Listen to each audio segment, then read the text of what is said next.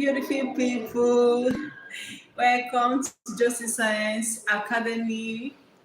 I welcome you all to today's live chat. I want to tell you what you need to know about physics and to make you understand that physics is a subject that is simplified in such a way that you can use it to meet your various needs. But I realized that most students have physics phobia. The way they understand this, once they hear the word physics, they feel, this subject is so difficult. But I came today to tell you that physics is very an interesting subject and it's very simple, because I try as much as I can to make it simple in the way that a layman will understand. So if you have not subscribed to this channel, please, I beg you to subscribe, because you are going to be understanding physics, or your loved ones that is having challenges in physics. I bet you that if you follow up my classes, you're going to understand. You can equally send me a chat or on the comment section the topic you want me to teach, especially those preparing for this forthcoming GCE exams. We have JAM for 2025. We have NECO and rest of them.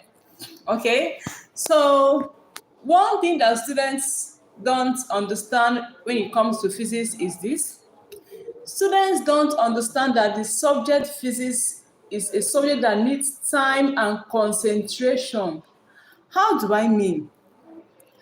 I mean that it's a subject that you can sit down and take your time to read and study. You don't just read it as if you are reading civic education, as if you're reading biology. No, because it has formulas, it has mathematical concepts inside. Then it also has several rules and laws. Okay, so the first thing you have to know is to actually learn your laws, then make sure you meditate on the laws, and also make sure you practice them. Now, how do you meditate on the laws? For example, you are asked to state Ohm's law, that is SS1 scheme. Then if you're asked to state Ohm's law, then you cannot state Ohm's law this way. The Ohm's law says that the current flowing through a metallic conductor is directly proportional to the potential difference across its ends, provided that temperature and other physical conditions of the conductor are kept constant. Okay, so if you're able to state such law, what are you going to do next? What you're going to do next is to know the mathematical representation of that law. That is the next thing that the examiner will ask you as a student, because there is, in every law, there must be a mathematical representation of that law. And we're going to ask you that question in your external exams. So the students may manage to state the law, but they may not remember to know that there is a mathematical representation of that law. So if that continues that way, when they ask the student a question on that aspect, the students might not understand how we'll be able to answer such problem. So I believe that this is part of the challenges that students are having, which is part of the phobia that they are having in understanding what? Physics.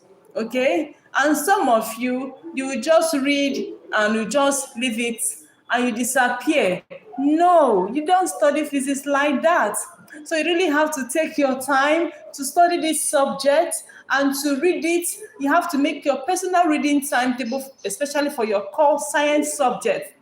And of which, if you are going for medicine, you are going for nursing, pharmacy, physics is very important for each of these courses you want to go for, even if it is engineering.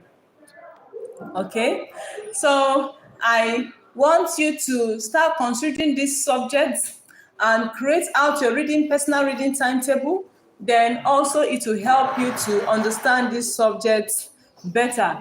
Then what else I want to tell you is this. Some of you don't always practice questions on physics. You don't, because of the phobia you have. But if after teaching you, for example, in your class, the teacher is done teaching, what you're supposed to do as a student is to go back home and read.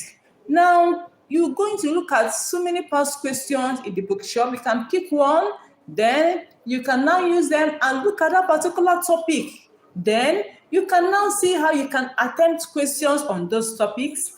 By the time you continue doing that, you can now see that when you solve the first one with what the teacher explained, you now see that you can understand it and you got the answer.